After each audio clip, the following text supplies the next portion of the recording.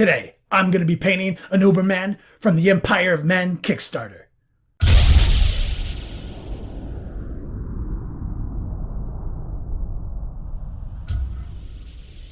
Yo dog, Kenny Boucher here, Next Level Painting, hitting you up on the literal best of all days. Here in the Beats Lab in Hollywood, California, we're doing it again. It's an exciting time to be a wargaming enthusiast right now. 8th edition 40K, obviously first and foremost on a lot of our minds. Tournaments Codex is dropping, Astra Militarum Codex just dropped with a bunch of fresh, new, exciting Imperial Guard rules. I felt that with the introduction of new regimental doctrines and cool new flavor in the world of Imperial Guard, what better time than now to paint a Mordian? Believe it or not, I once painted over 200 pewter Mordian models from GW. I'm no stranger to how cool they look, how well trained they are, and they're one of my favorite regimental doctrines, period. So today we're going to be doing something special. The Empire of Men Kickstarter is probably fully funded and done by now. So if you're curious about the model I'm going to paint today, I will provide links in the description box below on how you can still get it even though the Kickstarter is done. Today we're painting the Uberman, which is a large ogre-like model. He's pretty badass and he's got a huge double-barrel shotgun. I'm stoked to paint this mini. The quality of these resin sculpts is amazing. I was lucky enough to get a preview model before the Kickstarter was done, but there are some things in that Kickstarter that blew my mind. If you guys can give me a second real quick to shout out a couple of clutch individuals over from a Patreon page. This is a list of people who supported me this week and I cannot do it without you. John, Sven, Brian, Aaron, Progressive Scruff, Armando, Jonathan, Mark P, Mike, Urban Bomb, Rob, Charles, Brad, Sean, and Bruce. Thanks guys, you came in so clutch this week. If you guys are looking for a VIP experience, get early access to all these tutorials and more, look no further than my Patreon page. Let's do it.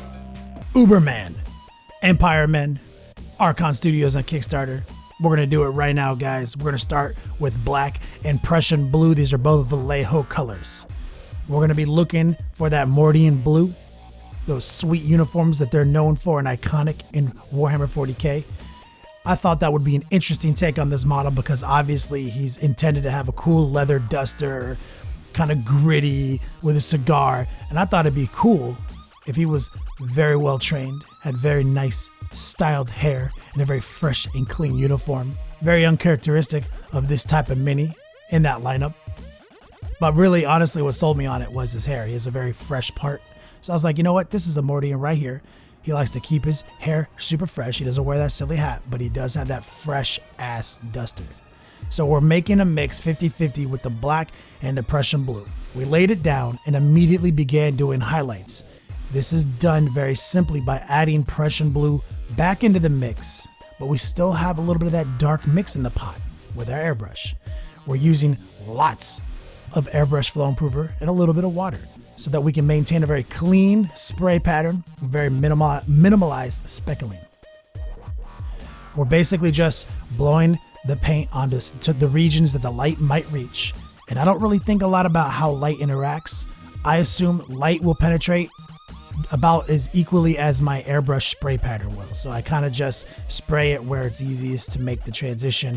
But with this cloak, it's not a big deal. Having hyper, super crazy transitions on cloth is kind of silly. I mean, I'm not above it. Don't get me wrong. Don't get it twisted.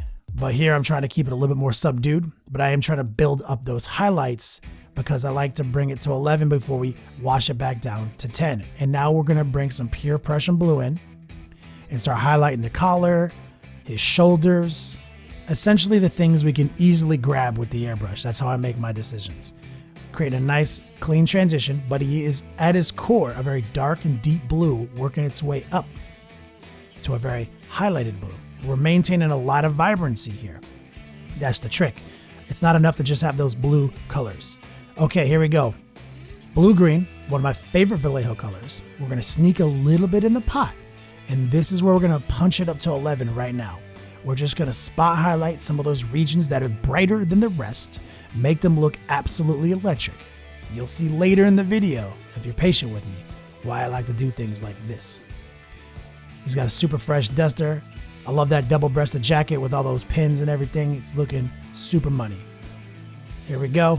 Round 2, reestablishing it down here at the base where the tails of the duster are flapping. No big deal. All right, go time. Grab your favorite base brush, load it up, and just start cutting these details in. We're gonna keep it real simple here because what we're trying to chase today is a tabletop standard in this video, which is essentially the formula of most of our videos. We're gonna cut in all the details with black. This is Vallejo Air Black. This is one of the easiest blacks to paintbrush on in the business. It's essentially pre-watered. It's amazing. Here we go. Speaking on the subject of keeping it tabletop, the format in today's episode and many episodes is we're gonna complete this miniature to the tabletop. We're gonna get them what I believe is a tabletop standard by showing you guys a couple of simple tricks. Very easy stuff. By the end of the video, you'll be proud of them. But live on Twitch, which I mentioned earlier, that's where the magic happens. That's where we take some of these models that we make tutorials on, and with a live audience, we take them to the next level. We punch them up, we add those highlights. So these are compendium to each other. Same deal, even things I know I'm gonna paint silver later, I'm gonna establish a nice black base coat on everything. The reason is that I want my metals to look their darkest, because that's kind of the Mordian style. They have a lot of blacks in contrast with their metals. But also, I don't know what I'm going to leave black and what I'm going to leave metal, so it's easier for me to just paint everything black. So now we're going to use a little Midland Flesh and a little Sanguine Highlight. These are both Privateer Press colors. We're going to slap them together. We're not scientists here. We're not flesh scientists. We're just sneaking a little bit of that reddish pink into the mix to give them a pinkier flesh. For some reason, I like the ogres with a little bit of that Zangief flesh. We're going to put it on a real thin coat. It's real watery. Bloodstone, another awesome color from P3. We're going to use this real quick. Boom. Quick thin coat for his hair. He's got that fresh ass hair with that sweet part. Look at that. And this is super thin. These coats are basically transparent. You can see the blue through them. We're going to do several thin coats. When it comes to doing faces with a lot of details, I like to keep the layers real thin. Okay, Bogren Brown, another awesome color from P3. We're gonna water it down with a couple of broad strokes on his shield, which is an amazing steampunk shield with a porthole on it. Absolutely love this shield. Real quick, same concept here, nice thin coat. We're gonna keep it real thin because this will make sense later. All right, now we're going in for round 2 on his skin. Now that the shield is drying and his face is dried, we snuck a little bit more Midland Flesh in there. We grabbed a little bit more Sanguine Highlight off the wet palette, and we're just rapid fire kind of manhandling it into the details. Not even really a wet blend because we're just going crazy. Now he's got that soda pop Pinskinsky look. Punch Out reference. I'm trying to say that guy's name. All right, Sickly Skin, one of my favorite colors from P3 as well. We're going to use that to sort of cheat and manufacture his gloves. I think he's at literally only wearing one glove, and I'm pretty sure it's a fingerless glove, but we're like, he's wearing 2 gloves and they're both full finger. That's how we're doing it. Because the Mordians, one of my favorite color scheme for them is they have their fresh ass white gloves and white pants. So we want to keep it fresh with his pimp gloves. Always keeps it powdery. We're going to mix a little bit more of our flesh tone in, rapid fire, and a little bit of Sickly Skin just to create a simple highlight. We're keeping it so loose, guys, with our wet palette, just sneaking these colors into each other. Several thin coats on the skin, like I said, building up a blocked in, aggressive highlight. It's not even remotely smooth. It'll get smoothed out later by the wash stage. But we're creating those highlights. Look at him. He's got an interesting look. All right, Mephiston Red. This is an awesome red, a great base color. We're gonna use this to cut in all that Mordian trim. A little bit monotonous, you're gonna have to pay attention. The details are very defined on these Archon miniatures from the Empire of Men Kickstarter. Like I was saying, these got real great details, real broad, real easy to hit. So even though this normally would be a chore, this actually was not very difficult to do. Frame out all these pinstripes, or I'm not a cloth scientist. I don't know what this shit is called. Trim? I call it trim. So bam. Just make sure you get it all manufactured if you need to, because we are going for that look. He's got down the skirt section. He's got some in the collar, up on the double breast region. And I mean, literally, you're just going to have to spot it all. Make sure to get it. This really sells the Mordian look. Boom. Look at that. Next level, it's already Mordian. Right, real quick, we're just adding a couple of black dots on his buttons. I forgot those. As you start working the model, you see more things snap into focus. Cutting in all those details real easy. We're gonna do some sickly skin on the teeth. He's got a couple of gangly ass snaggle teeth, and we're just gonna pop a couple of details on those real quick while things are drying, staying busy in the Beats Lab. All right, here's where it's all gonna make sense. Hobo shield engaged, which is essentially an index card. We're going back to Bogren Brown, and we're gonna start building up this shield. We did a quick light coat with the paintbrush, which is gonna help a lot with several thin coats of the airbrush. We're going to mediocre, which is another awesome P3 color, and we're gonna start blending the mediocre into the Bogren Brown.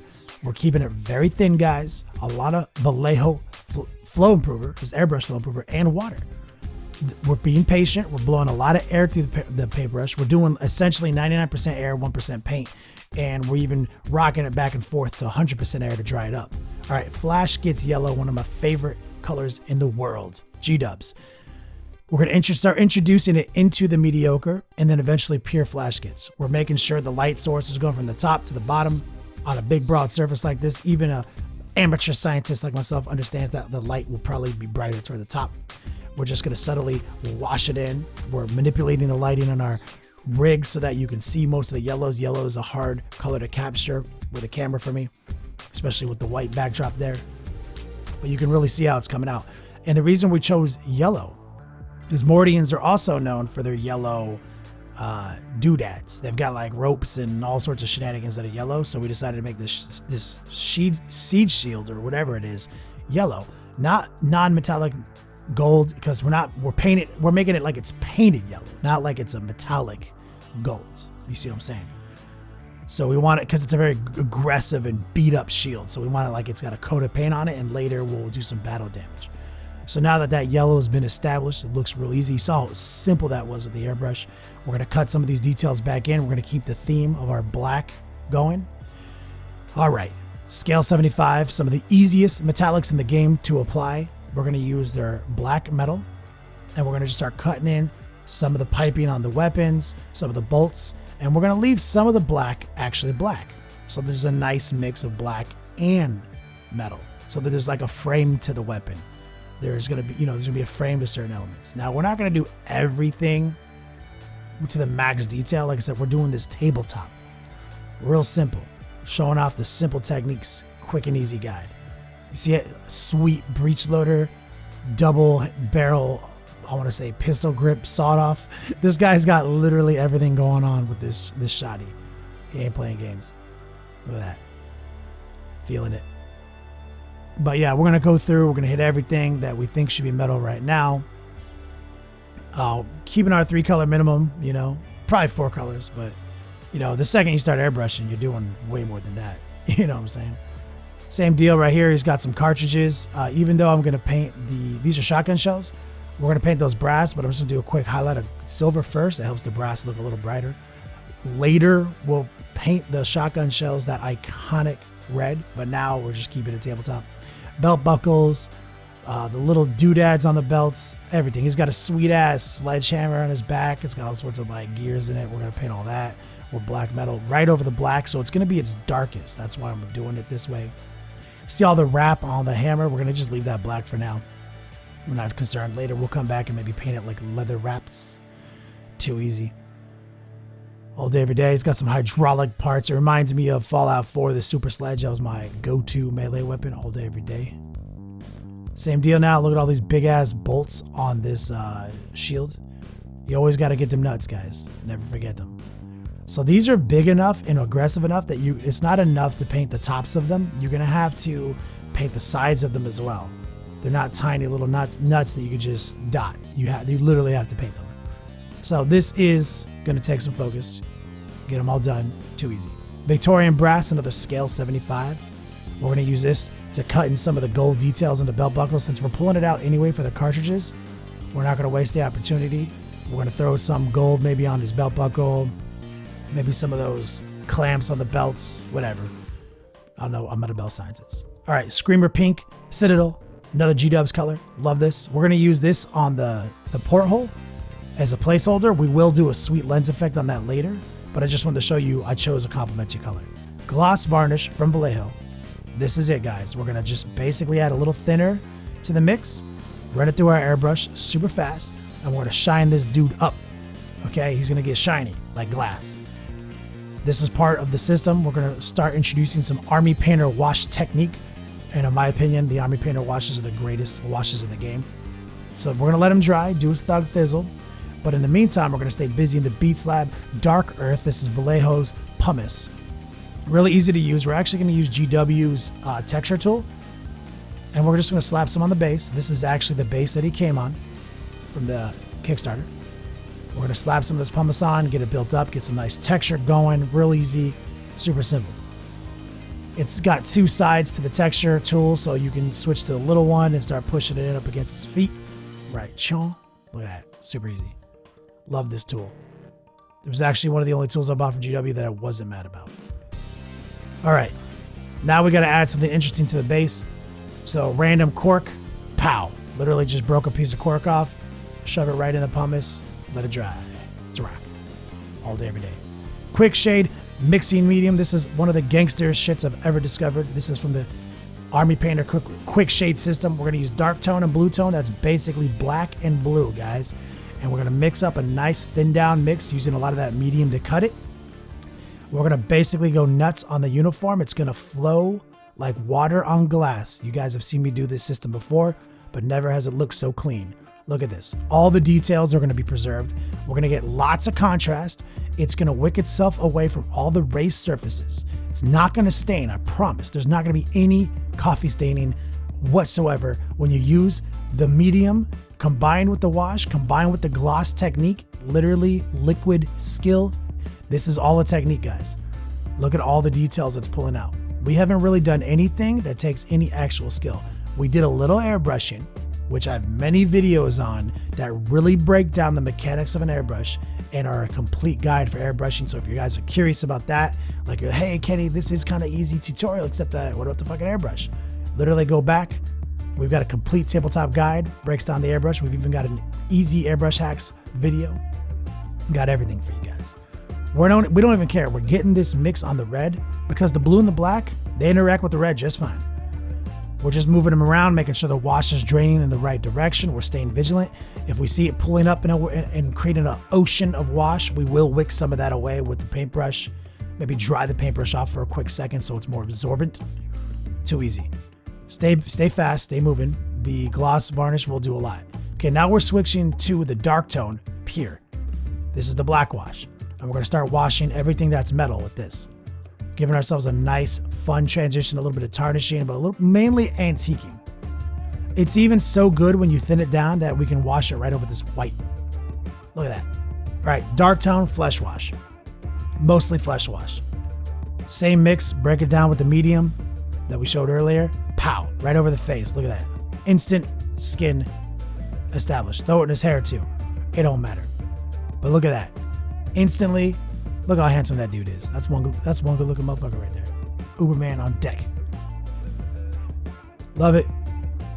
All right, light tone. This is where it's gonna get interesting, guys. We're gonna go over this yellow shield.